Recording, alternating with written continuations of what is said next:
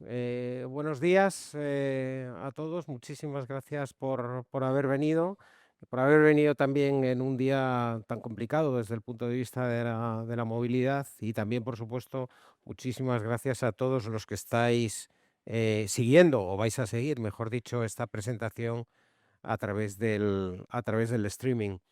Es un día muy importante, primero porque es el día del donante y en segundo lugar porque vamos a presentar un informe que lo hicimos hace 20 años. Hace 20 años hicimos la Fundación Mutua Madrileña y la Organización Nacional de Trasplantes la primera edición de este estudio sobre actitudes hacia la donación y el trasplante de órganos de la población española. Y la verdad es que decidimos que había llegado el momento de volver a hacerlo. Obviamente no porque hubiesen pasado 20 años, que también, sino también porque en estos 20 años han pasado muchas cosas.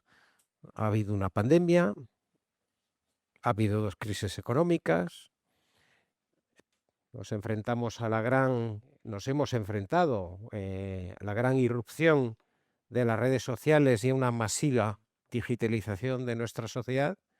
Y sobre todo porque ha pasado una generación, que sabéis que son 15, 20 años, y pensábamos que era el momento de hacer un nuevo estudio que sirviese para comparar lo que decía, lo que opinaba, lo que percibía, lo que creía la sociedad, la población española respecto al tema de las donaciones. Todos sabéis que somos España, nuestro país es líder mundial a este respecto, y lo que se piensa ahora a este respecto. La jornada, la presentación de hoy va a tener dos partes bien diferenciadas. Una primera parte en la cual vamos a presentar las conclusiones del estudio. Bueno, una primera parte en la que Beatriz Domínguez Gil, la directora de la ONT, de la Organización Nacional de Trasplantes, va a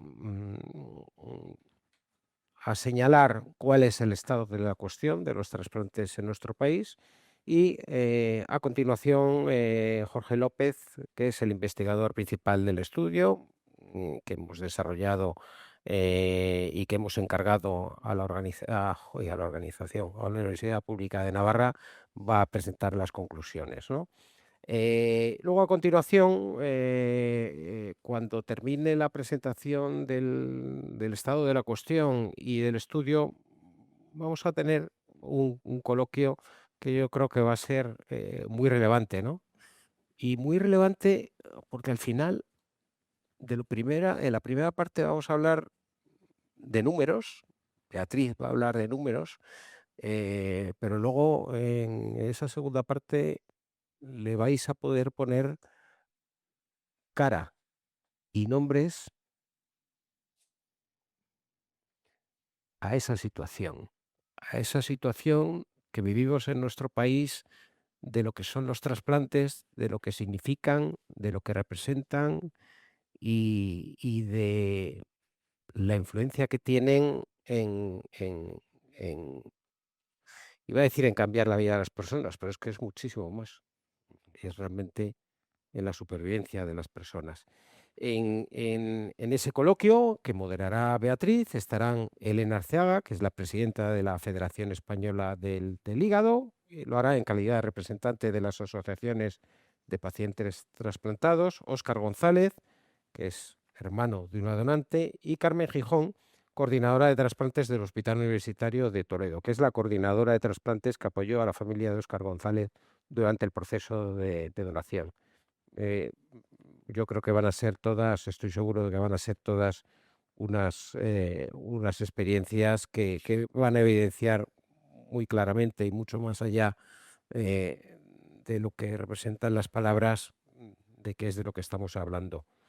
Yo os voy a contar un poco, bueno, os he dicho ya cuáles fueron los motivos que han inspirado volver a hacer este estudio y voy a dedicarle entre 1 o 2 minutos a contaros qué es lo que hace la Fundación Mutua Madrileña y por qué llevamos una generación más, más de 20 años vinculados a ayudar y apoyar la investigación en el ámbito de los trasplantes en nuestro país. Que no se me olvide, pero una vez hayamos terminado la presentación, habrá un turno de preguntas para los representantes de los medios de comunicación que habéis venido, tanto a Beatriz como a Jorge. Y luego también los medios que estáis siguiendo esta presentación a través del streaming, también podréis hacerlo a través del chat del mismo. La Fundación Mutua Madrileña tiene 5 grandes ámbitos de actuación. La primera es la acción social, que obviamente es fundamentalmente apoyar a colectivos mm, que están en una situación complicada, colectivos vulnerables, para mejorar la vida de esas personas. Lo hacemos en múltiples ámbitos. Está en el ámbito de los jóvenes están en riesgo de exclusión sociolaboral, trabajamos en el ámbito de la cooperación al desarrollo, en el ámbito de la infancia con problemas de salud, en el ámbito de mujeres víctimas de violencia de género. Desarrollamos muchos programas relacionados con apoyar a estos colectivos, al margen de las ayudas a las ONGs que desarrollan determinados proyectos. También desarrollamos nuestros propios programas de formación y de empleabilidad con ellos, y luego, como os decía, prestamos una especial importancia, que muchos de vosotros ya lo sabéis, a todos los temas relacionados con la violencia de género, con la trata y explotación sexual y con el acoso escolar. Lo hacemos todo no solo desde el punto de vista de la prevención, sino también del apoyo directo de las personas que están sufriendo. El apoyo a la investigación en salud en la Fundación Mutua Madrileña cumplirá en 2028 25 años, y son 25 años de apoyo a la investigación médica. De hecho, la Fundación Mutua Madrileña inicialmente se llamaba Fundación de Investigación Médica Mutua Madrileña, ¿no? Lo que hacemos es apoyar la investigación médica en varios ámbitos concretos de actuación, que son en el ámbito de los trasplantes, en el ámbito de las graves lesiones traumatológicas, en el ámbito de la oncología, en el ámbito de las enfermedades raras que se manifiestan en la infancia. Y hace pocos años abrimos una nueva línea de apoyo a la investigación médica, que es la salud mental infanto-juvenil. La última convocatoria, por ejemplo, que aprobará el patronato este mes de junio, estaba centrada en la prevención del suicidio de los más jóvenes, ¿no? Un ámbito de difusión cultural, que es apoyo a instituciones culturales y desarrollo de nuestro propio programa cultural a través de conciertos, charlas, coloquios, etcétera. El fomento de la seguridad vial, que trabajamos entre los jóvenes, y lo que antes comentaba de infancia y juventud, que va desde apoyo a proyectos de ONGs dirigidos a la infancia hasta programas de mejora de la salud infantil, programas de becas, de formación, etcétera. En total, la Fundación Mutua Madrileña tiene 45 programas vivos, aunque la mayor parte, la parte más mollar del presupuesto se destina a apoyar proyectos de investigación médica. En el ámbito de la investigación médica de trasplantes, solamente 3 ámbitos, ¿no? 3 puntos. Bueno, en total hemos dedicado en estos 23 años de vida, pues más de 70 millones de euros a la investigación médica en España. Es un apoyo económico fundamentalmente, vamos, en el 98% de esa cantidad a la investigación en hospitales públicos de toda España. Esto ha dado lugar a más de 170 estudios clínicos que hemos financiado solamente en el área de trasplantes desde 2003, y 12 millones de euros de esos 72, 12 millones de euros se han destinado específicamente a la investigación médica en trasplantes. Hemos conseguido grandes hitos. Ahí está la foto de Emma, que fue el primer trasplante de intestino en la historia del mundo a una bebé, que fue en el Hospital Universitario de La Paz en 2023. Y ese fue ella, Emma, que es decir, que está creciendo fantásticamente bien. Fue la primera que lo recibió y me comentaba hace poco, bueno, hace poco no, hace unos minutos, Beatriz, que ya se habían realizado ocho trasplantes y que el primero fue a partir de un proyecto de investigación financiado durante 2 años por la Fundación Mutua Madrileña. Y luego diferentes proyectos, hemos señalizado dos más, pero yo nos quiero entretener más porque quiero dar paso a Beatriz y también a Jorge para que entren directamente en la presentación. Estos son los antecedentes. Esta es la vinculación de la Fundación Mutua Madrileña al ámbito de trasplantes. Todos nuestros proyectos relacionados con la investigación médica son completamente altruistas. No participamos no buscamos ninguna contraprestación, ni participamos en ningún éxito, ni en ninguna patente, ni en nada en absoluto. Es una labor que desarrolla la Fundación porque cree que es una pequeña forma probablemente de apoyar la mejora de la calidad de las personas y qué mejor forma de hacerlo que es cuidar la salud. Así que yo termino y dejo a Beatriz que continúe con la presentación. Gracias. Muy buenos días. En primer lugar, permítanme unas palabras de agradecimiento a la Fundación Mutua Madrileña. Lorenzo, muchas gracias por creer en este proyecto, por apoyarlo, pero sobre todo por tantos años de compromiso con la investigación en trasplante, que además está resultando en cambios reales en el programa español e internacional en este ámbito tan especial de la medicina. Quiero agradecer la presencia también de determinadas personas, por supuesto, a la Unión de Trasplantados de Órganos Sólidos. Está representado Alcer a través de su presidente recién nombrado, Manuel Arellano, muchas gracias. La Federación Española de Hígado, a través de Elena Arcega, su presidente, bienvenidas. La Federación Española de Fibrosis Quística, Blanca Ruiz. Y FEDCO, la Federación Española de Trasplantados de Corazón, a través de Gema Barrera. Gracias por acompañarnos. Ahora me referiré a vosotros y la importancia que tenéis en este Día del Donante. Pero sobre todo mis palabras de agradecimiento van a los donantes, y hoy tenemos aquí representado a un donante muy especial, a José Luis González, y a toda su familia que ha venido a contarnos su historia. Va a hablar Óscar, su hermano, pero le ha acompañado toda la familia. Muchísimas gracias por el esfuerzo de venir hoy aquí y por compartir con nosotros lo que supuso esa donación, y sobre todo esperamos que este foro os permita recordar quién era José Luis y cómo era José Luis. Y también unas palabras de agradecimiento a Puri, la madre de Ana II, que también fue donante. Gracias por acompañarnos. Vosotros sois los verdaderos protagonistas del día de hoy, porque es esto en lo que consiste el Día del Donante. El Día del Donante tiene una larga historia, tiene una larga trayectoria. Hace unos días estuve en el 50 aniversario de la organización Alcer, y uno de sus hitos fue precisamente el promover la celebración del Día Nacional del Donante, al que posteriormente se sumarían otras asociaciones de pacientes, y es realmente una iniciativa de las asociaciones de pacientes que busca agradecer a los donantes y a sus familias y busca recordar la importancia de la donación. Hoy vamos a hablar de donación de órganos particularmente, pero realmente es un día para celebrar todo lo que se puede donar tras fallecer o en vida.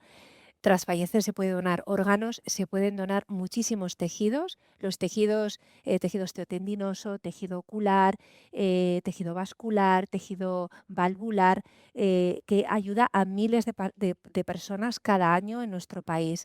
Se puede donar en vida médula ósea, no me quiero olvidar de mencionarlo. Se puede donar al nacer. Se puede donar la membrana amniótica, se puede donar sangre de cordón umbilical. Es decir, que a lo largo de la vida, al final, pero también al principio, se puede ser donante. Y hoy recordamos todos estos donantes, aunque particularmente nos centremos en la donación de órganos tras el fallecimiento, por lo que vamos a contar hoy. Y además, les decía que es importante recordar la importancia de esa donación y en esa expansión y en esa educación de la ciudadanía y esa generación de la cultura de la donación han contribuido muchos actores en nuestro país. Por supuesto, las autoridades sanitarias que estamos implicadas, pero también otros organismos, por ejemplo, la Fundación Mutua Madrileña, también las asociaciones de pacientes y, por supuesto, también las sociedades científicas y las sociedades profesionales. Todos hemos contribuido a generar esta cultura y no me quiero olvidar de los medios de comunicación que estáis presentes hoy aquí, porque habéis sido siempre verdaderos aliados a la hora de promover la importancia de la donación y el trasplante. Bien, ¿de dónde partimos? Esta es una gráfica que muchos conocerán y que representa la evolución de la donación de órganos tras el fallecimiento en España. Las columnas representan el número absoluto de donantes y los puntos representan la tasa por millón de población, que es el indicador que usamos para compararnos con nosotros mismos, para realizar comparaciones internas en nuestro país y sobre todo para realizar comparaciones internacionales. Como ven, la donación en España ha evolucionado en básicamente tres grandes etapas. Una primera etapa, cuando se crea la ONT en el año 1989, no sé si funciona el puntero o no, en el año 89 se crea la ONT y sobre todo se crea un sistema de coordinación que adoptan todas las comunidades autónomas. Teníamos entonces un sistema muy descentralizado y teníamos que trabajar de manera coordinada con las comunidades autónomas y este modelo de coordinación permite a España crecer rápidamente desde los 14 a los más de 30 donantes por millón de habitantes en menos de una década y desde entonces ocupamos una posición de liderazgo internacional en materia de donación, fundamentada en esa figura muy importante de la coordinación intrahospitalaria de trasplantes, con un perfil de médico intensivista y que recibe el apoyo de las coordinaciones autonómicas y de la propia ONT y en un programa que no conoce de barreras entre comunidades autónomas porque es un ejemplo de cohesión de todo el Sistema Nacional de Salud. Tenemos una segunda etapa de estabilización, que es una estabilización aparente porque coincide con un descenso en la incidencia de muerte encefálica y por lo tanto con un menor potencial de donación se estaban alcanzando tasas de donación muy similares. El sistema estaba fortaleciéndose, pero evidentemente, como veremos posteriormente además, no era suficiente. Tenemos una tercera etapa en la que se produce un crecimiento muy importante de la donación. Fíjense que en aproximadamente 10 años aumentamos la actividad en prácticamente un 50%, de una manera que solo se vio interrumpida por la COVID-19 y que tuvo un gran revulsivo que ha sido la donación en asistolia, de la que hoy no vamos a hablar, pero tiene su justificación en base a una serie de líneas innovadoras que se pusieron en marcha. Como ven, en el año 2024 y en el 25 se han superado los 50 donantes por millón de habitantes, que era el objetivo que la ONT se había planteado. Ya tenemos otro objetivo diferente y superamos por primera vez en estos 2 años los 2.500 donantes de órganos. Como les decía, estamos en una posición de privilegio en donación de órganos a nivel internacional. Cuando nos comparamos, por ejemplo, con la media de la Unión Europea, fíjense que la duplicamos, multiplicamos por 5, por ejemplo, la tasa de donación de Alemania, solo se nos acerca a Estados Unidos, pero la situación de España tiene quizá más un mérito especial porque normalmente habitualmente nuestros donantes son personas de edad avanzada que fallecen por accidentes cerebrovasculares y con menos frecuencia por motivos evitables, aunque hoy vamos a ver el ejemplo de un donante que falleció por uno de estos motivos evitables. Esta es la situación, repito, de España con respecto al mundo. Y muy importante, ese incremento en la actividad de donación, junto con la donación en vida de órganos, de la que hoy no vamos a hablar, nos ha permitido la expansión en el volumen de trasplantes que se hacen en España de manera prácticamente paralela, de tal forma que ven cómo en los 2 últimos años hemos superado los 6.300 trasplantes y la tasa de 130 procedimientos de trasplante por millón de habitantes. Es decir, un crecimiento significativo gracias a una una sociedad que responde gracias a la labor de los profesionales y a las medidas innovadoras que se han ido introduciendo en nuestro sistema. Pero es importante recordar que esto nunca es suficiente. La lista de espera no va a desaparecer, por mucho que trasplantemos. La lista de espera, lo que probablemente vamos a evidenciar en los próximos años, es un crecimiento progresivo en el tiempo. ¿Esto a qué se debe? Se debe a dos factores. En primer lugar, tenemos una población cada vez más envejecida, con una mayor comorbilidad asociada y mayor probabilidad de llegar a necesitar un trasplante. Pero por otro lado, porque a medida que trasplantamos más, lo que sucede, paradójicamente, es que los profesionales flexibilizan los criterios de inclusión de pacientes en lista de espera, con lo cual vuelve a expandirse la lista de espera. Es decir, pensar que vamos a acabar con la lista de espera es una utopía, no vamos a acabar con ella. Para que se hagan una idea, con ese volumen de trasplantes que se hizo el año pasado, finalizamos el año con más de 5.000 pacientes en lista de espera. A lo largo de todo el año hubo más de 12.000 personas en nuestro país en espera de un órgano. Esta es la pura realidad de la lista de espera y de la actividad trasplantadora. En España, prácticamente el 90% de los pacientes que entran en lista de espera se trasplantan. Pero esto es una lucha continua por seguir respondiendo a esas necesidades de trasplante. Voy a incidir en esto porque nos ha sorprendido mucho uno de los hallazgos del estudio en el que luego incidiremos. Por este motivo, la ONT no se para, la organización no se para. Seguimos gestando estrategias y nuevas líneas de trabajo que nos permitan seguir respondiendo a las necesidades de trasplante de la población. Acabamos de adoptar esta estrategia en donación y trasplante para los años 2026-2030. Es una estrategia que tiene 5 pilares y me voy a centrar exclusivamente en este primer pilar. Este primer pilar sigue planteando el aumentar la disponibilidad de órganos para trasplante. Y sobre todo a expensas del donante fallecido. Habla de la expansión del pool de donantes y la pérdida y reducir las pérdidas en el proceso que sean evitables. ¿Cuál es un motivo para perder donantes en el proceso? Las negativas a la donación. Es cierto que en España la tasa de negativas es reducida, prácticamente el 80% de las familias suelen decir sí a la donación, pero como decía antes, el director general de la Fundación Mutua Madrileña, Lorenzo Kuklin, han pasado muchas cosas en los últimos años y nos parecía muy importante tratar de valorar cuál era el nivel de conocimiento y la actitud de la población a día de hoy con respecto a la donación, porque solo con información podemos desarrollar instrumentos adecuados para llegar a quienes no llegamos. Quizá los jóvenes necesitan atención especial, necesitamos intervenciones adicionales que no estamos haciendo porque, como antes comentábamos, la sociedad ha cambiado mucho en estas 2 décadas. Por lo tanto, en esta estrategia y en este primer pilar es donde entra el estudio al que ya voy a dar paso. Voy a dar paso a Jorge López. Aprovecho también para darle las gracias a él y al equipo investigador que pertenece tanto a la Universidad Pública de Navarra como a la Universidad Autónoma de Madrid por un trabajo excelente y un trabajo que realmente nos va a ayudar muchísimo en nuestro día a día. Así que, sin más, doy paso a Jorge y muchísimas gracias a todos. Gracias.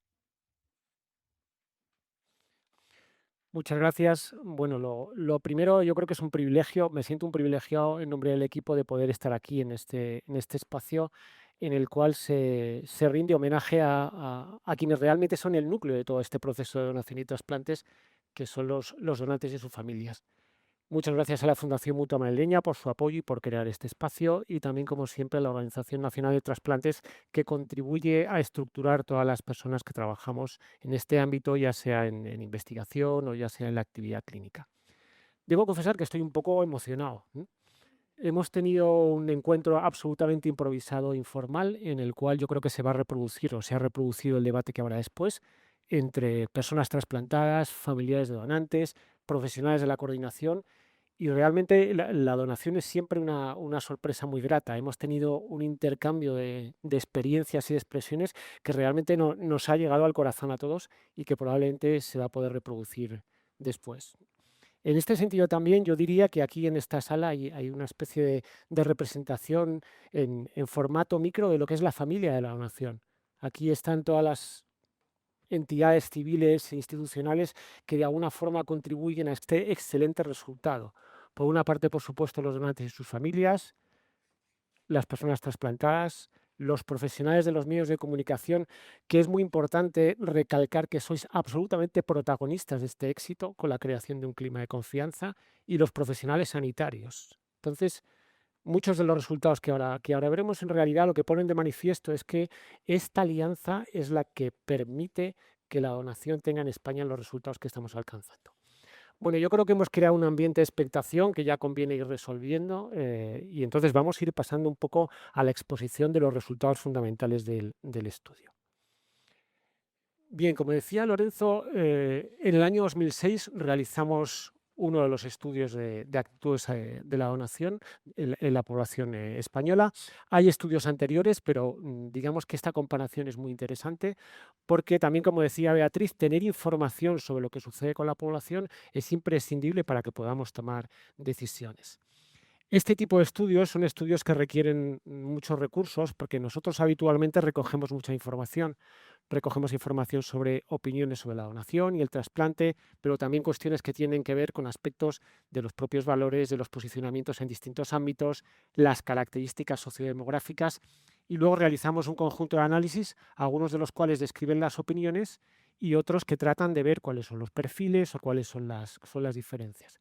Y además son estudios que nosotros intentamos hacer con una supervisión muy estrecha del trabajo de campo para garantizar que realmente los resultados tengan fiabilidad, porque tienen implicaciones que son muy, muy importantes. Esta sería la comparativa entre la metodología del estudio realizado en 2006 y el estudio realizado en 2026. Siempre son muestras que son representativas de la población española adulta, en torno a los 1.200 sujetos para que consigamos unos márgenes de error de más o menos un 3%. Esto quiere decir que cualquier porcentaje que se vea en la pantalla que vamos a enseñar, digamos que tiene un rango de variación cuando es en torno al 50%, de 3% arriba a 3% abajo. Eso es lo que nos equivocamos. Y en el año 2006 lo hicimos con entrevistas presenciales, que siempre ha sido nuestro método preferido, pero en el año 2026 prácticamente ya nadie hace entrevistas presenciales. Es decir, resulta más costoso, tenemos ya otros medios gracias a la digitalización, y por lo tanto ha resultado muy difícil hacerlo de esta forma, y hemos combinado métodos. También en función de la facilidad que tenían cada uno de los estratos de población para responder a distintos formatos. La población joven, formato más online; población un poco mayor, un formato online pero asistido con un encuestador por teléfono; y ya el rango mayor de edad, sí, entrevistas presenciales. Y hemos utilizado un instrumento que venimos aplicando los distintos años, pero siempre hay cosas que cambian porque los sistemas de información son distintos, los temas de debate en donación y trasplante también son diferentes, por lo tanto hay ligeras variaciones. Bueno, entonces, como decía también Lorenzo, han pasado muchas cosas desde el año 2006 al 2026. Las crisis, esta situación en muchas ocasiones de sensación de una cierta polarización o de descrédito institucional, y por supuesto un elemento que ha sido muy perjudicial en algunos contextos, como ha sido la difusión de informaciones que no están contrastadas. Porque como profesionales de la comunicación sois perfectamente conscientes de que no tiene nada que ver la información dada por profesionales que veraz, una información contrastada con fuentes fiables, que los bulos, las fake news y todos esos contenidos que en el caso de la donación y el trasplante en otros contextos corren como la pólvora. Entonces la pregunta es, ¿qué ha pasado? ¿Y cómo reacciona la población española ante su posicionamiento en un tema tan delicado y que tiene tantas implicaciones como emocionales como es el tema de la donación? ¿Qué? ¿Habrán cambiado? ¿Habrá sido más positivo, más negativo? Entonces vamos a ver los resultados y luego aclararemos cualquier cuestión porque tenemos muchos datos y aquí vamos a exponer los fundamentales. Bien. En primer lugar, información que tiene que ver sobre el contacto directo que tiene la población con elementos de la donación y el trasplante. Preguntamos si las personas han conocido a alguien que haya necesitado un trasplante, a alguien que haya recibido un trasplante o a alguien que haya sido donante de órganos al fallecer. Y como se puede comprobar, desde el año 2006 hasta el 2026 hay una progresión en todos los campos que es perfectamente compatible con la amplitud de la donación y el trasplante, esta actividad de donación y trasplante, y a la vez esa difusión por parte de los medios de comunicación y ese contacto directo. Entonces hay un incremento contrastable en todos estos indicadores que planteamos. Y después la pregunta central que se hace es, ¿usted estaría dispuesto a donar sus órganos al fallecer? ¿Qué ha pasado en estos años en relación con ello? Y entonces aquí está una de las preguntas que es la clave del cuestionario, en la que se ve claramente que a pesar de este entorno complejo, a pesar de las crisis, la población española incrementa su apoyo hacia la donación y hay un porcentaje mayor de personas que estarían dispuestos a donar sus órganos. Pasamos del 67% a un 80%. El número de indecisos no se mueve en exceso, no es contrastable esa diferencia, pero sí se reduce el número de personas que se oponen. Es decir, fundamentalmente esa amplitud se da a costa de una reducción de personas que previamente se oponían en esa muestra y el porcentaje ahora es mucho menos. Luego, evidentemente, hay un contraste, y esto lo hablaremos también, porque hay una diferencia entre una disposición, es decir, yo sí estaría dispuesto, y esto psicológicamente lo tenemos muy contrastado, hay una diferencia entre esa disposición teórica y luego el acto de compromiso. Y entonces se puede ver claramente que los actos, digamos, de compromiso, que en el año 2006 eran de un 8,10%, es decir, estar registrado o tener tarjeta o carnet de donante, pasan de un 8,10% a un 15,6% en el 2026. Es decir, prácticamente se duplica, pero como se puede ver también con mucha claridad, sigue siendo un porcentaje muy reducido. Es decir, desde una disposición positiva hasta un acto de compromiso hay mucha diferencia y ya veremos que eso tiene implicaciones de cara a, bueno, pues al trabajo en pro de la donación. Cuando nos ponemos a explorar los perfiles y vemos qué tipo de grupos poblacionales son más o menos favorables a la donación, vemos en esta gráfica, en la parte izquierda hay un punto azul que es más claro, tenéis los porcentajes de apoyo a la donación que se daban en el 2006 entre distintos estratos de edad en la población, y en los puntos más oscuros están los estratos de población que dan diferentes niveles de apoyo en el año 2026.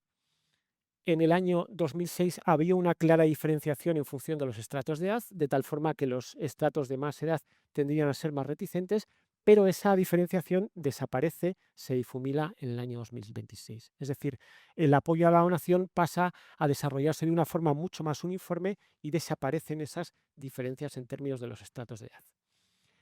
Esta desaparición de las diferencias tiene una doble cara, y es que si nos fijamos, el estrato de 18 a 24 años, que era pionero, por decirlo así, o estaba en los primeros puestos en el apoyo a la donación, pasa a estar un poco en retaguardia en el año 2026.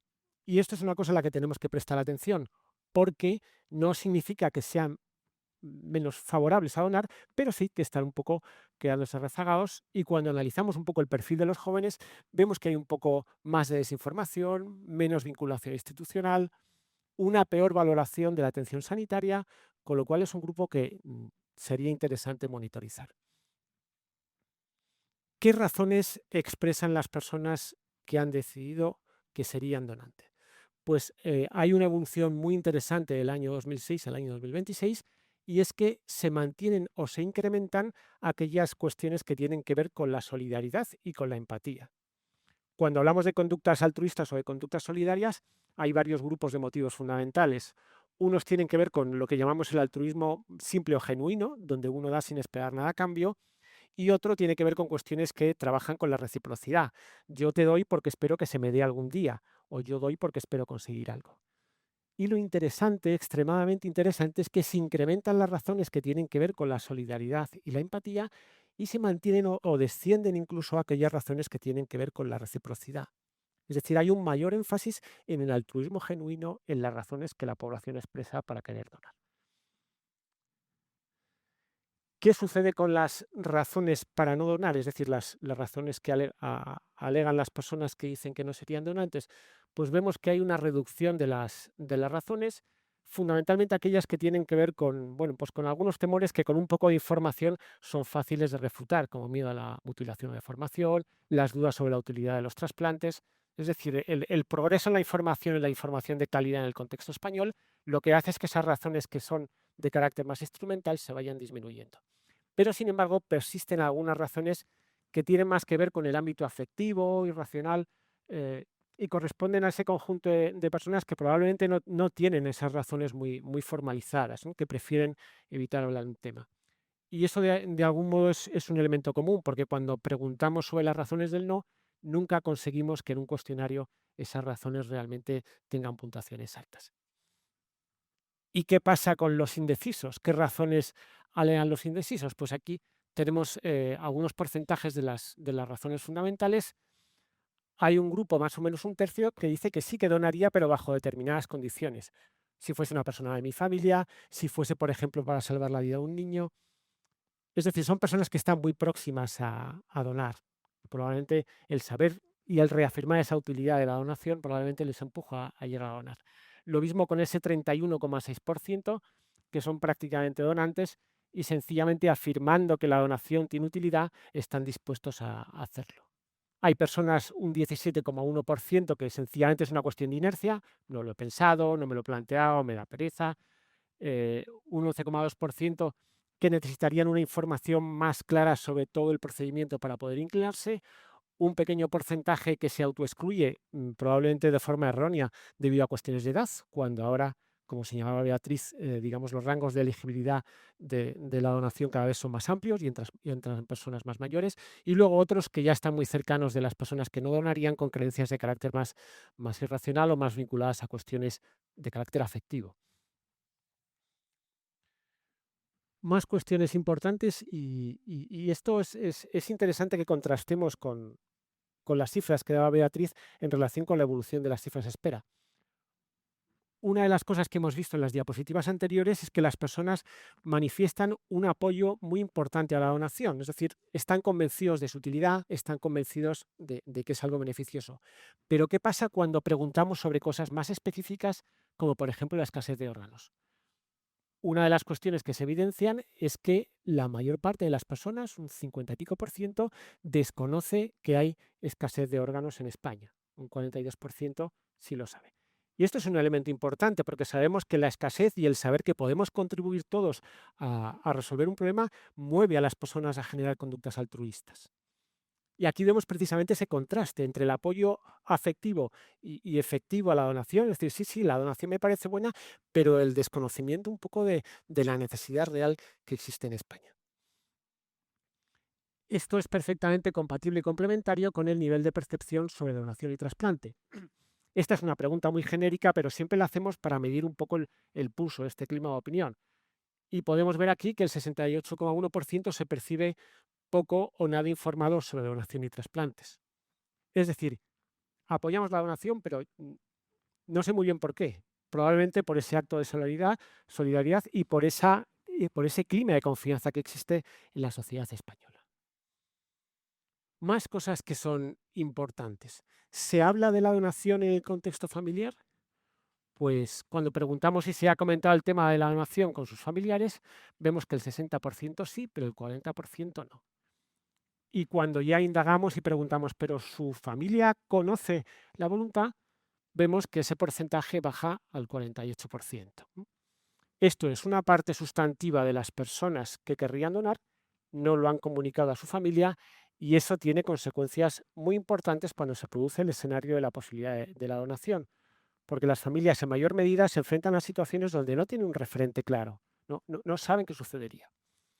Hemos hecho recientemente un estudio, también apoyado por Fundación Mutua Madrileña, en relación con la entrevista familiar en procesos de donación, y el porcentaje de ocasiones en el cual cuando una familia recibe una solicitud de donación, el porcentaje de ocasiones en las cuales no tiene información sobre qué quería su ser querido es también en torno a un 45%. Es decir, los datos son muy concordantes y muchas familias se enfrentan a esa situación sin tener un referente claro, lo cual en muchas ocasiones hace más complicado el proceso. En consonancia con eso, también preguntamos, y esto es una percepción, ¿usted qué cree que opinan sus entornos sobre la donación? Como se puede ver, bueno, pues las personas opinan mayoritariamente, por ejemplo, que los amigos están a favor, que la familia también está a favor, pero en algunas ocasiones muy amplias no se sabe por qué no se debate el tema. Evidentemente, esta es una pregunta muy genérica, mi barrio, muy pueblo, es imposible saberlo, pero la pregunta sobre la religión también es muy interesante porque descontando este porcentaje de un 30% de personas que no tienen credo religioso, podemos contrastar que un altísimo porcentaje de las personas que manifiestan tener un credo religioso que desconocen cuál es la postura de su religión hacia la donación. ¿De acuerdo? Y esto también es una laguna muy importante sobre la que se puede trabajar.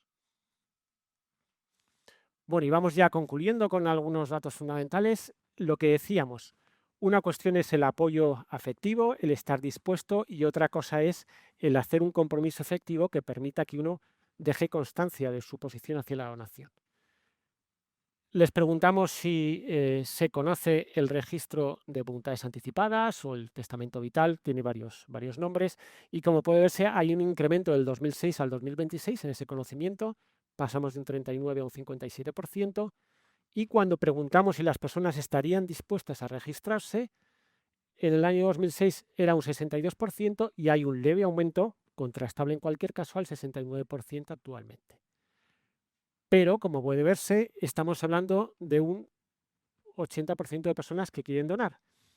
Y vemos que actualmente todavía hay un 30% de personas que no querrían registrarse, ¿no? Como siempre, hay una diferencia entre la disposición teórica y luego el paso al acto. Y cuando preguntamos cuántas personas han registrado efectivamente su voluntad, aparece una cifra del 7,2%, ¿de acuerdo? De los cuales la mayor parte serían partidarios de donar y un pequeño porcentaje no donaría. Vemos claramente estas diferencias. Confianza en el sistema de trasplantes. Tenemos clara conciencia de que el tesoro que tiene el sistema de trasplantes español y el tesoro que tiene la sociedad española es el haber generado, gracias a un buen clima de colaboración entre todos, familias, profesionales, medios de comunicación, sociedad civil, un clima de confianza. Eso es lo que permite que las decisiones sean mucho más sencillas. Cuando preguntamos a la gente si confía en el sistema de trasplantes, vemos que mayoritariamente la opinión es positiva, ahora lo analizamos, pero un tercio de la población no sabe. Volvemos un poco a incidir en el tema de la falta de información. Es decir, claro posicionamiento afectivo, apoyo a la donación, pero todavía desconocimiento sobre las cosas concretas mediante las cuales el sistema funciona. De esas personas que se posicionan, es decir, de ese 66% que se posiciona, la inmensa mayor parte, un 90%, tiene confianza en el sistema español de donación y trasplantes, que, como decimos, es fruto de ese trabajo colaborativo entre todos para generar esa percepción de confianza. Pero todavía hay que informar en ese sentido. Y vamos casi terminando. Otra pregunta que es muy importante es preguntarle a las personas qué harían si tuviesen que donar los órganos de un familiar, y colocamos siempre 3 situaciones: cuando la voluntad a favor es conocida, cuando la voluntad en contra es conocida y cuando se desconoce. Lo que claramente sucede, hay una ligera evolución, es que una inmensa mayoría de personas donaría los órganos de un familiar cuando conoce que es favorable. La mayor parte de las personas respetaría la voluntad y entonces negaría la donación si sabe que su familiar no quería donar, que lo exprese en vida, pero sin embargo ese porcentaje es un poco menor que el caso de la voluntad conocida. Y como vemos, esta situación que se puede enfrentar cuando no se conoce la voluntad, que decíamos que es casi un 45% de las situaciones, produce respuestas que en su mayor parte son favorables, pero hay un rango importante de personas que no sabrían qué hacer y también un rango importante de personas que se negarían. De ahí recalcamos la importancia de que la familia conozca la voluntad de donar de la persona que quiera hacerlo, porque eso marca una diferencia sustantiva aquí en términos teóricos, pero sabemos que también luego en la práctica. Bien, y por último, como datos, luego hacemos algunas conclusiones y recomendaciones. Esta es una diapositiva que recoge las fuentes fundamentales que las personas utilizan para informarse sobre donación y trasplante. Esto es una pregunta abierta, es decir, no tiene opciones, sino que nosotros preguntamos de forma abierta y luego se categorizan los resultados. Y aquí hay dos cosas en las que es importante incidir. La primera, que los medios tradicionales continúan siendo el referente fundamental. De ahí la importancia de esa información contrastada, cualificada que producen los medios y que es la que pone el cortafuegos a esa generación de noticias falsas, de bulos. Es decir, ahí está esa responsabilidad de los medios de comunicación cualificados para poder realmente canalizar una información que sea veraz. Y luego, aunque hay pocas personas que lo manifiestan, pero los profesionales, el hospital o las asociaciones de pacientes son elementos fundamentales porque eh, eso, junto con la experiencia directa, es el medio que marca la diferencia. Es decir, aquellas personas que reciben información de profesionales sanitarios o de asociaciones de pacientes tienden en mayor medida a ser donantes. Estos son los datos y ahora lo que haríamos sería resumir todo este conjunto de información en algunas conclusiones fundamentales. ¿Cuáles serían estos titulares, estas cuestiones que son las que resumen todo? 1. La población española ha aumentado su apoyo a la donación y eso lo vemos de forma consistente porque hay más disposición a donar los propios órganos, hay más disposición a dar consentimiento a la donación de órganos de un familiar y además las razones tienen más que ver con la solidaridad, son más puras, son más próximas, no se está esperando a recibir, sino que tiene un carácter más cercano a la solidaridad.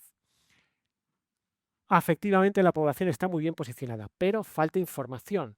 ¿Por qué falta información? Porque 2/3 se percibe poco informada, porque la mitad desconoce que tenemos escasez de donaciones y porque 1/3 no sabe valorar el sistema de donación y trasplantes.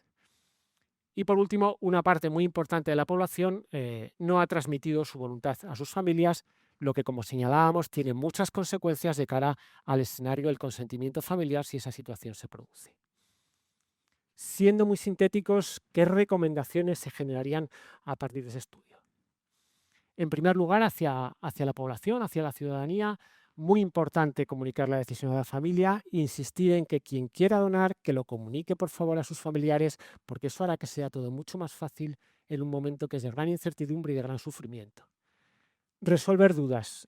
Incitar a las personas que tengan dudas sobre la donación y el trasplante, un procedimiento ya absolutamente contrastado, a consultar con los profesionales de atención primaria, médicos, pero también personal de enfermería, asociaciones de pacientes, buscar información cualificada para poder mover esa situación. Después, en términos generales, el mantener esa alianza que se está dando entre los medios de comunicación, la sociedad civil, las instituciones, la ciudadanía, para que podamos contribuir en este sentido a consolidar ese progreso positivo de las percepciones sobre la donación. Y hacia los medios, volver a recargar que estos resultados son también en gran parte gracias a la colaboración de los medios y a la creación de este clima de confianza, elemento que, por ejemplo, no sucede en otros países, ¿no?, en los cuales no se ha conseguido esa alianza tan fuerte. Y habría como, bueno, pues dos posibles formas de actuar, hay otras muchas. Una de ellas sería señalar la necesidad, es decir, informar que realmente sin alarmismos, pero que hace falta que todos y cada uno de nosotros contribuyamos porque no tenemos suficientes donaciones para hacer frente a las necesidades de trasplante. Y luego hablar de algunas cosas concretas y especialmente en un contexto de potencial desconfianza está muy bien evidenciar la equidad y la transparencia del sistema de donación y trasplantes, que son elementos fundamentales para construir esa confianza. Es comprensible que por parte de los medios de comunicación se tienda más a difundir aquellas noticias que son espectaculares, últimos avances, pero es muy interesante hablar también de lo cotidiano, porque es que el trasplante en su cotidianidad salva vidas, cambia drásticamente la vida de las personas. Entonces ya sé que es un poco difícil de hacer este viraje, pero a veces la espectacularidad no deja ver ese trasfondo de lo cotidiano tan importante, el cambio diario de la vida de personas y el salvar la vida de las personas permanentemente a lo largo de los días. Bien, en suma y ya cerrando, entre todos hemos y habéis construido una cultura pro donación resiliente y a contracorriente, es decir, la colaboración entre la ciudadanía, los donantes, sus familias, los profesionales, los medios de comunicación. Hemos construido una sólida cultura de la donación que es responsable precisamente de este éxito y el progreso de la donación en España. Eso es todo por mi parte.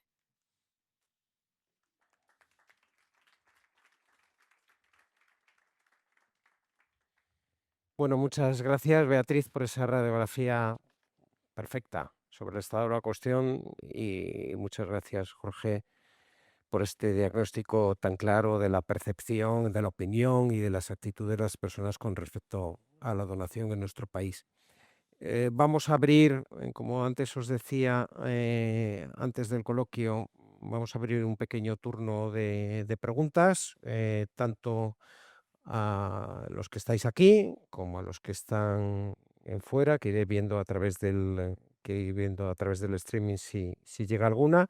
Y respecto a los que estáis aquí presentes, si alguien quiere hacer alguna pregunta, es el momento de hacerla o de callar para siempre. Adelante. Miguel Ángel Valero, de Dinero Seguro. Tenía dos cuestiones. Una, sobre todo la primera, que me ha llamado la atención. 1 de cada 3 indecisos donaría si el beneficiario fuera un familiar, pero en España eso no está permitido. O sea, no hay donación condicionada. Gracias por la pregunta.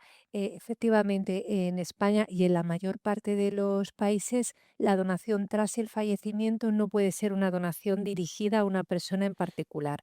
Esto la legislación lo prohíbe, insisto, en España y en la mayor parte de países.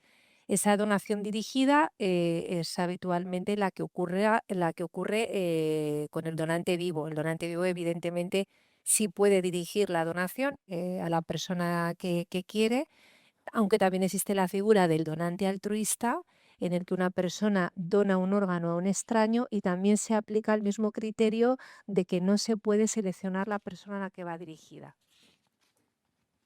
Segunda pregunta, ¿por qué en España tenemos ese avance en donación respecto a otros países desarrollados, como por ejemplo los nórdicos? Solamente Estados Unidos se acerca un poco a los porcentajes nuestros.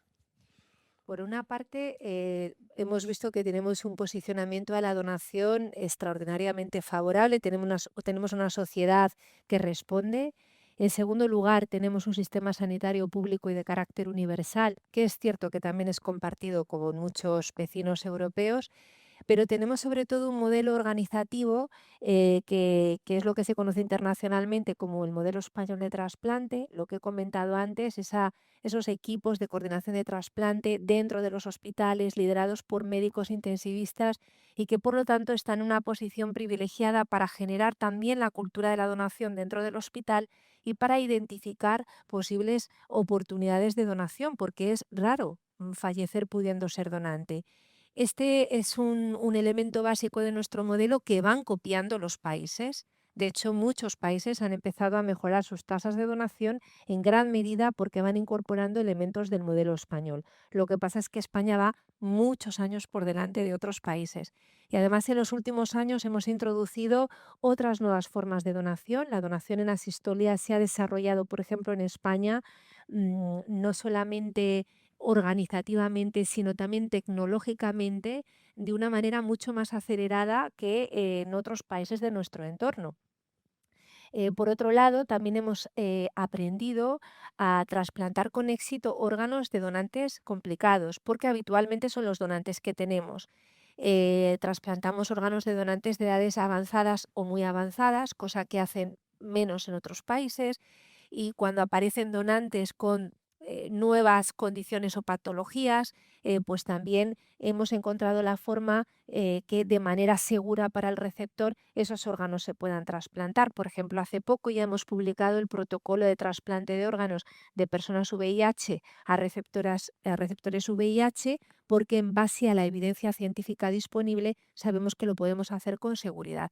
Por lo tanto, el modelo español organizativo básico, por una parte, que van copiando otros países, pero hemos sido muy eficientes a la hora de incorporar innovaciones a la práctica clínica habitual.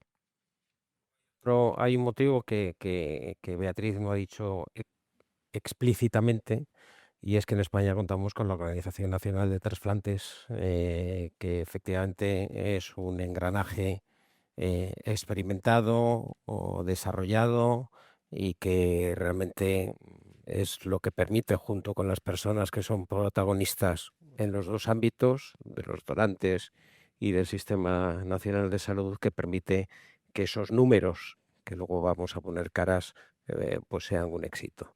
Pero la ONT, su existencia, su desarrollo y la experiencia acumulada tiene un rol muy importante en este éxito. ¿Alguna pregunta más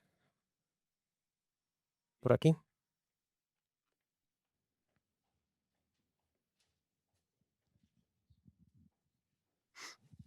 Bueno, buenos días. Soy Manuel Arellano, presidente recién estrenado de ALCER, la Asociación para la Lucha contra las Enfermedades Renales. Daros la enhorabuena por el informe. Gracias, Beatriz, por acompañar siempre en un día tan importante para las organizaciones. A mí con el informe me han aparecido dos dudas o dos cuestiones que quería comentar con vosotros. Por una parte, cuando habéis hecho el análisis de cuál ha sido la evolución por perfiles de edad de quienes estaban más a favor y menos a favor, veíamos ese porcentaje más pequeño en los más jóvenes y también en un rango de edad que creo que eran cerca de los 40, 45 años, que eran probablemente los dos porcentajes más bajos, 76, 77%. No sé si habéis llegado a profundizar en cuáles son los motivos porque no lleguen a los porcentajes de 80, 85. Eso por un lado. Y la segunda cuestión, ¿cómo se concilia eso con la realidad de que el informe muestra que hay una mayor adherencia a la donación, una mayor voluntad de querer ser donante, pero luego los datos, a la hora de ponerse en práctica, estamos viendo que en los últimos años, aunque los datos no son muy llamativos y esperemos que no sigan avanzando en esa línea, empieza a haber más negativas familiares. No sé si lo tenéis eso analizado o son las dos cosas que me han generado duda. Muchísimas gracias. Muy bien, muchas gracias por tu pregunta. En lo que tiene que ver con la diferencia en la disposición a donar de los perfiles de edad, realmente no hay diferencias contrastables. Es decir, esos porcentajes son levemente distintos, pero no hay diferencias contrastables. Sin embargo, sí las hay un poco más cuando hablamos de la disposición a donar los órganos de un familiar cuando no se conoce su voluntad. Ahí los jóvenes de algunos grupos se quedan un poco más atrás. ¿Qué es lo que se relaciona fundamentalmente con eso? Pues la donación siempre está relacionada con el nivel de inserción y de integración social. Sí hay que matizar que cuando hablamos de diferencias son diferencias pequeñas, es decir, todos los sectores poblacionales son mayoritariamente favorables a donar y por lo tanto cuando, por ejemplo, encontramos un perfil de personas que tienen menor satisfacción con el sistema, peor valoración del sistema sanitario, peor experiencia vital, por ejemplo, es decir, la vida me ha ido mal, la gente no me apoya, esas personas son menos favorables a donar, pero que sean menos favorables a donar significa que son favorables a donar un 60%. Es decir, no hay perfiles puros de personas que sean opuestas a donar en su totalidad. Entonces, ¿qué se relaciona con eso? Con esa peor disposición? Pues fundamentalmente distanciamiento institucional, malas experiencias vitales, a veces bajo nivel de estudio, pero siempre son relaciones complejas. Es decir, todo lo que signifique una desconexión institucional y una menor sensación de que uno está incorporado a los elementos sociales, ¿no? La segunda pregunta, disculpa, me comentabas sí, las negativas. A ver, estamos un poco analizando la situación. Es decir, hay una cierta tendencia al incremento de las negativas. Es una tendencia que porcentualmente es poco incremento y con lo cual hay que contrastar que sea una tendencia que se sostiene en el tiempo. Puede ser que lo que sucede es que esté cambiando el perfil de las personas que tienen que dar el permiso a la donación y que ese perfil no coincida exactamente con el tipo de población general que tenemos en la muestra. Es decir, el perfil de personas que da consentimiento a la donación no es el mismo que el perfil de la población general. Y puede ser probablemente también que como cada vez se expanden más, y esto ahora nos lo comenta Beatriz, los procedimientos de donación, es posible que se estén enfrentando a situaciones que son más complicadas y que por lo tanto haga que sea más difícil que las familias consientan. Pero eso es algo que es un poco especulativo porque necesitamos datos para ver exactamente qué está sucediendo en términos de negativas. No sé si quieres complementar un poco. Sí, yo creo que lo has contado muy bien. Es cierto que se abren nuevas formas y nuevas vías de donación que probablemente son más complicadas, requieren procesos informativos más prolongados, mucha más dedicación. Bueno, como decía Jorge, tenemos que analizar en profundidad con datos de las propias entrevistas, de las entrevistas reales realizadas, si podemos identificar algún elemento que pueda justificarlo. Pero sí que es cierto que a nosotros nos ha sorprendido extraordinariamente este dato del 80% de predisposición a donar en una etapa en la que veíamos que iba aumentando las negativas a la donación.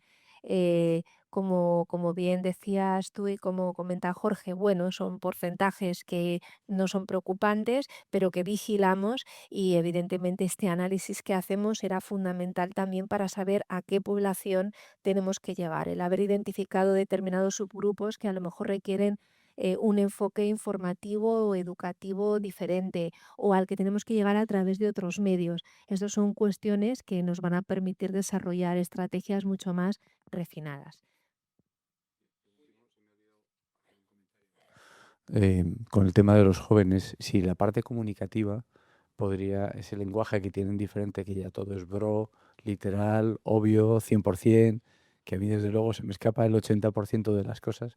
Yo no sé si esa parte del lenguaje de la comunicación también puede generar una mayor cercanía, un mayor distanciamiento con este tema por los canales que utilizan fundamentalmente. Gracias. Es un debate que teníamos en el Congreso Nacional de Coordinadores de Trasplantes, donde, bueno, pues se decía, bueno, es que nosotros tenemos que avanzar hacia eso. Claro, hay que avanzar hacia eso. Los sistemas de comunicación de los jóvenes presentan claramente un cambio generacional. O sea, ya no son los mismos que hace 10 años y el ámbito de la coordinación y el trasplante está conformado por personas que no han participado en su forma generativa de eso, sino que lo están recibiendo como una noticia. Si queremos aproximarnos a la población de jóvenes, no significa que nos tengamos que mimetizar en sus entornos de comunicación, pero sí tenemos que ser conscientes de que se están comunicando de otra forma y que tenemos que diseñar acciones que permitan entrar por esas vías de comunicación. Porque ya es distinto, es decir, hablábamos de cosas como, bueno, como Facebook, las redes sociales, es que ya no usan Facebook, ya no usan WhatsApp, utilizan otras cosas que a veces ya están fuera de nuestro ámbito de conocimiento. Entonces, si realmente queremos llegar, hay que actualizarse y hay que cambiar y aproximarse a esas vías de comunicación. Pues si os parece, vamos a pasar ya a este último bloque de 15 minutos. Solamente recordar los hechos más relevantes. 8 de cada 10 españoles, el 80% estaría dispuesto a donar sus órganos. A pesar de esta predisposición, el 57,4% de la población desconoce que el número de donaciones no cubre las necesidades de trasplante. La falta de comunicación de la que estamos hablando y que indudablemente lleva consigo la implementación de una determinada estrategia o de otra estrategia de la voluntad de donar en el entorno familiar reduce el número de donaciones efectivas. De hecho, cuando la familia conoce esta voluntad, el 90% autoriza la donación. Cuando no se conoce, el porcentaje baja casi 40 puntos. Existe una importante brecha entre la intención y la acción. Casi el 70% de los españoles está dispuesto a registrar oficialmente su voluntad de donar, pero solo un 7,2% lo ha hecho.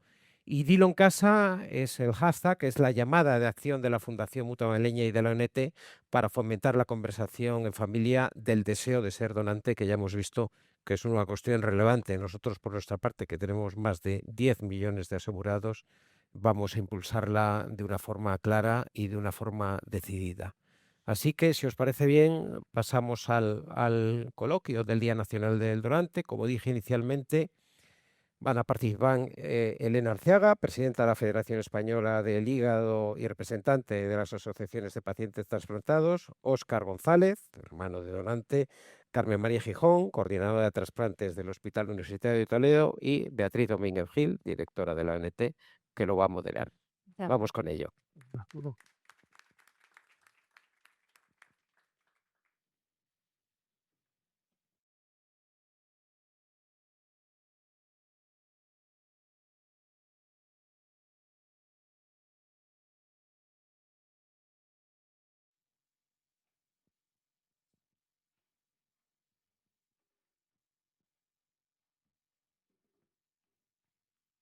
Sentamos aquí entonces, vale.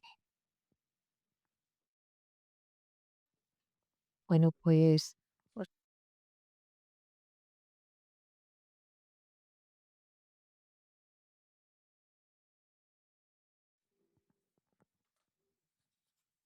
tú aquí a mi lado. Bueno, muchas gracias a todos por asistir a este coloquio, que tiene varios objetivos. Lo primero que queremos hacer es tratar de plasmar el porqué de la donación desde diferentes perspectivas. A Óscar le voy a dejar para el final. ¿eh? Voy a empezar primero con Elena. La donación se produce por un hecho muy concreto. El leitmotiv de la donación es que existen pacientes que necesitan un trasplante. En el día de hoy es muy importante que tú, Elena, en representación de las asociaciones de pacientes trasplantados de órganos sólidos, nos digas por qué es importante donar, cómo cambia un trasplante la vida de un paciente que lo necesita. Bueno, el trasplante da vida. Y la vida no solamente es vivir después de una enfermedad, es que vives para seguir trabajando, vives para seguir siendo útil en una sociedad, vives para ti y para toda tu familia. Es vida, es continuar. Pero no es continuar porque tú estás mal y es pasar de estar mal a estar bien.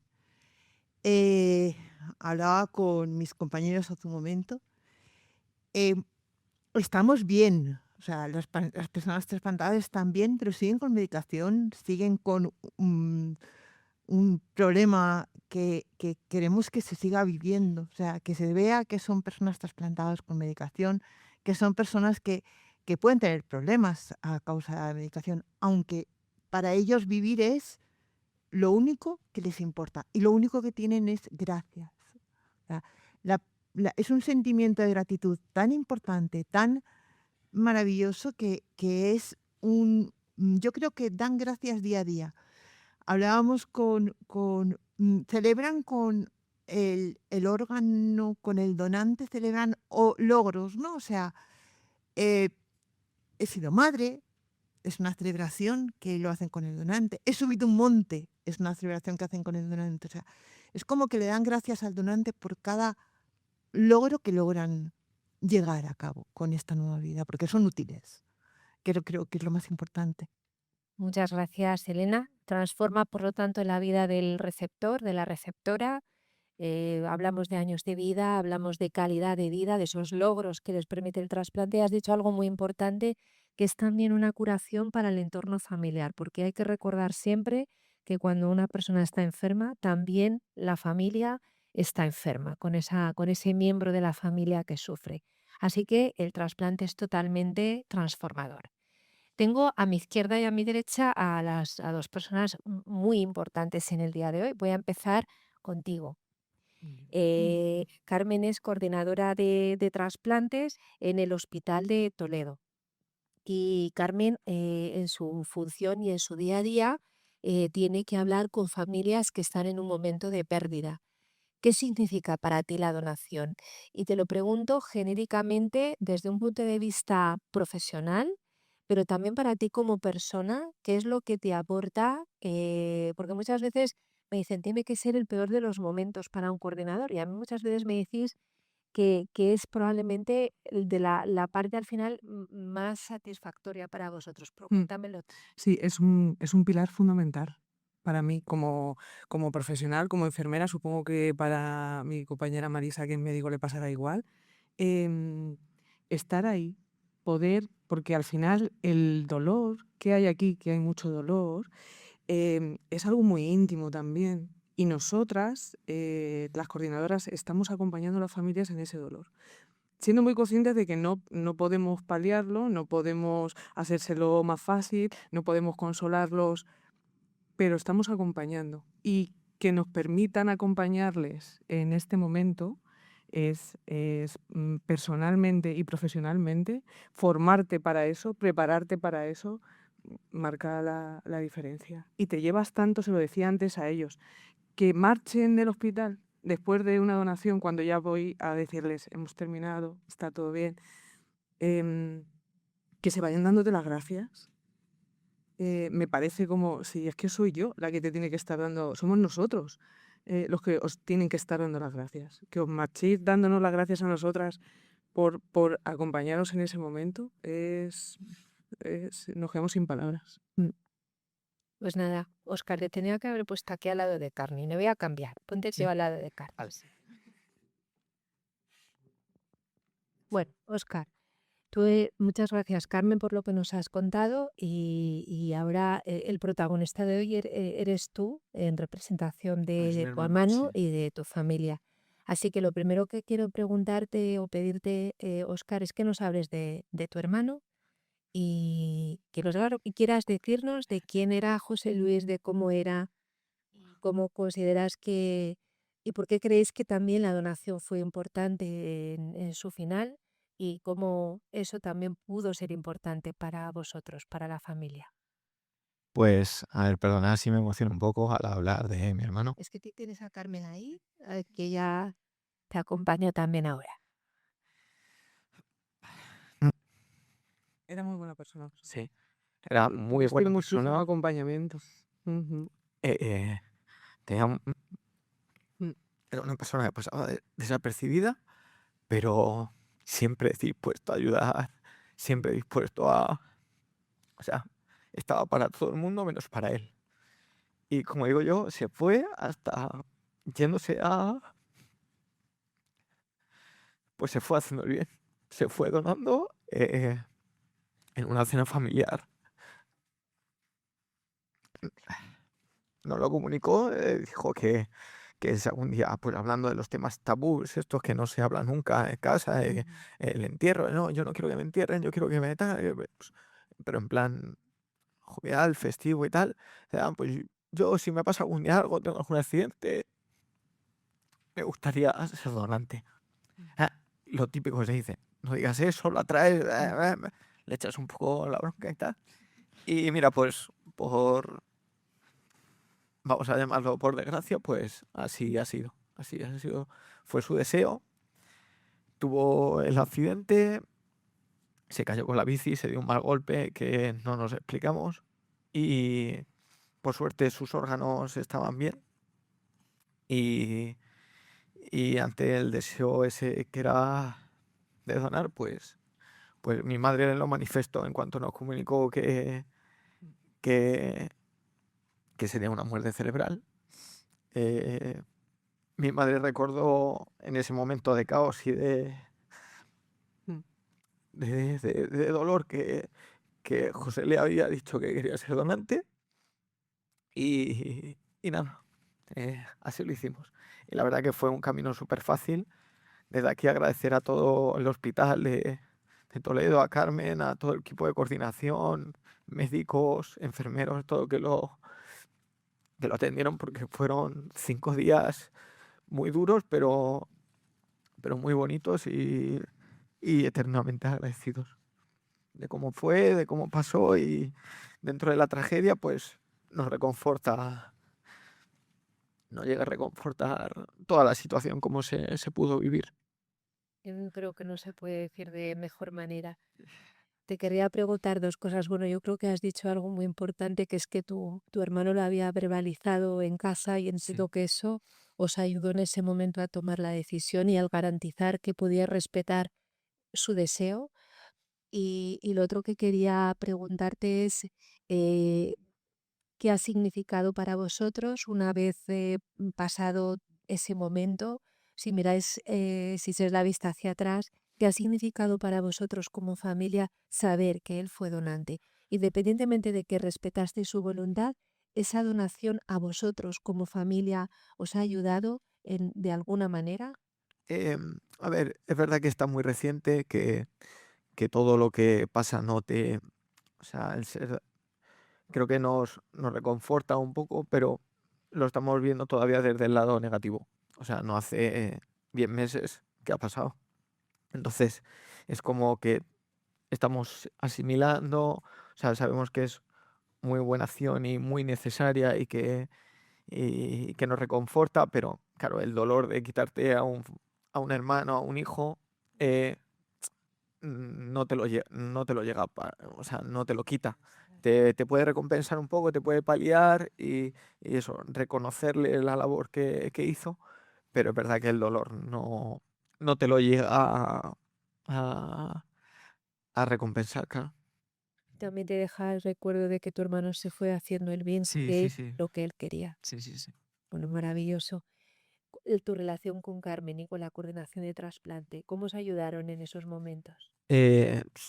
Fue todo muy fácil, fue muy sencillo, no hubo ningún trámite que nos costase más del mal trago que estábamos pasando, o sea, no recuerdo, No, además es o que sea, es que no, claro, es que vosotros lo hicisteis muy fácil, Oscar. Yo recuerdo cuando subí de quirófano a avisarles de que había fallecido y estaban tan acompañados, era tantísima gente la que había allí. Ellos estaban, recuerdo la cara de su madre con paz, estaba como está ahora emocionada, pero dando las gracias y como tranquila, ¿no? Yo les decía, no, es que es imposible quitar el dolor. Es que no podemos. Y las coordinadoras no queremos quitar ese dolor porque tiene que pasar ahí. Es lo que no hay más remedio. Es a lo mejor algo positivo, un punto de luz en todo esto que diga, pues ha servido para algo. Es lo único que sí. puede reconfortar un poco, porque el dolor No, el dolor no te lo quita, pero fue hay que pasarlo. o sea, fue un proceso muy sencillo, ¿no? Yo no recuerdo, eh, aparte de tener lo que teníamos, un mal trago por esta situación, por ser donantes, ni nada por el estilo. O sea que muy bien, la verdad, contentos. Pues muchísimas gracias, Óscar. Gracias. Sois hoy los verdaderos protagonistas de este día. Hemos rendido nuestro gran homenaje a los donantes, pero personalizado, de José Sí, Luis. Hoy le homenajeamos a él y os homenajeamos a todos vosotros, a toda su familia. Así que desde aquí, muchísimas gracias por haber apoyado la donación. Sentimos el dolor que estáis atravesando. Como dice Carmen, no lo podemos paliar, pero desde aquí nuestro reconocimiento por haber cumplido el deseo de vuestro hermano y por haber cambiado la vida de tantas personas. gracias. Muchísimas gracias y Muchas gracias. terminamos con un fuerte aplauso.